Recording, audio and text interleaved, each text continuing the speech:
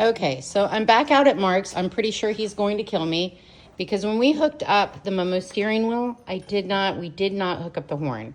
So somebody sent me a video of a horn of a 1970 Roadrunner Superbird, and it goes meep meep. So I thought, how adorable for this car for all the kids when they asked me to do the up and down of the headlights. So can't wait to show you guys when I do that.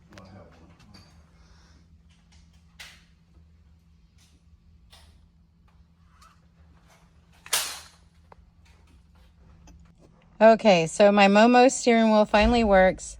The button for the horn. Oh, I love it. So you come out here and you can see what we did. Okay, so under here is where the old horn used to go. This is the old horn. And I ran it all the way over to here so that we have that horn. What do you think, guys? Is that not the cutest? I love it.